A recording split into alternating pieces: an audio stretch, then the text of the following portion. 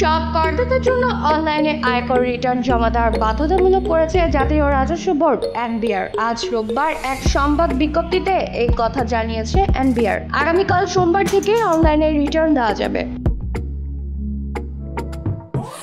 NBR এর সংবাদ বিজ্ঞপ্তিতে বলা হয়েছে, সব করদাতারা 2025 থেকে 26 করবর্ষের আয়কর রিটার্ন এই ওয়েবসাইটের মাধ্যমে জমা দিতে পারবেন।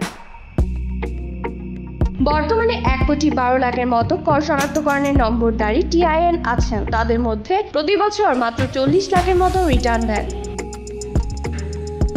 এনবিআর এর পাঠানো সংবাদ বিজ্ঞপ্তিতে আরো বলা হয়েছে, 65 বছর বা তদূর্ধ্ব বয়সের প্রবীণ করদাতা, সনদপত্র দাখিল সাপেক্ষ শারীরিকভাবে অসমর্থ বা বিশেষ চাহিদা সম্পূর্ণ করদাতা, বিদেশে অবস্থানরত বাংলাদেশি করদাতা অথবা মৃত করদাতার পক্ষে আইনগত প্রতিনিধি ব্যতীত সারা দেশের সব শ্রেণীর করদাতার অনলাইনে আয়কর রিটার্ন দাখিল বাধ্যতামূলক করা হয়েছে।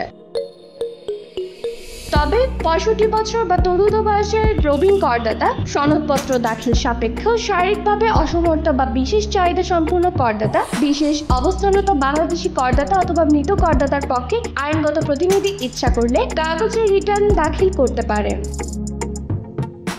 এই রিটার্ন সিস্টেমে নিবন্ধন সংক্রান্ত সমস্যার কারণে অন্য ব্যক্তি করদাতারা অনলাইনে আয়কর রিটার্ন দাখিলে সমর্থ না হলে আগামী 31শে অক্টোবরের মধ্যে সংশ্লিষ্ট উপকর কমিশনারের নিকট সুনির্দিষ্ট যৌক্তিকতা সহ আবেদন করলে সংশ্লিষ্ট অতিরিক্ত বা যুগকর কমিশনারের অনুমোদনক্রমে কাগজের রিটার্ন দাখিল করতে পারেন। গত বছরের নির্দিষ্ট এলাকার অধিক্ষেত্রের ব্যক্তি করদাতা, সারা দেশের ব্যাংক কর্মরত কর্মকর্তা কর্মচারী এবং কয়েকটি বহুজাতিক কোম্পানির কর্মকর্তা কর্মচারীর জন্য অনলাইনে রিটার্ন দাখিল বাধ্যতামূলক করা হলে 17 লাখের বেশি করদাতা অনলাইনে রিটার্ন দাখিল করেন।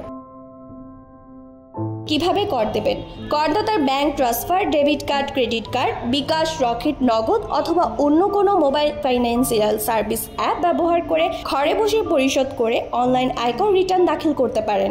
অনলাইনে আয়কর রিটার্ন দাখিল করার ক্ষেত্রে কোনো সমস্যা হলে তা তাৎক্ষণিকভাবে সমাধানের জন্য রাজস্ব বোর্ডের কর্মীরা কল সেন্টার এবং অন্যান্য ইলেকট্রনিক মাধ্যমে সার্বক্ষণিক সেবা প্রদান করবেন।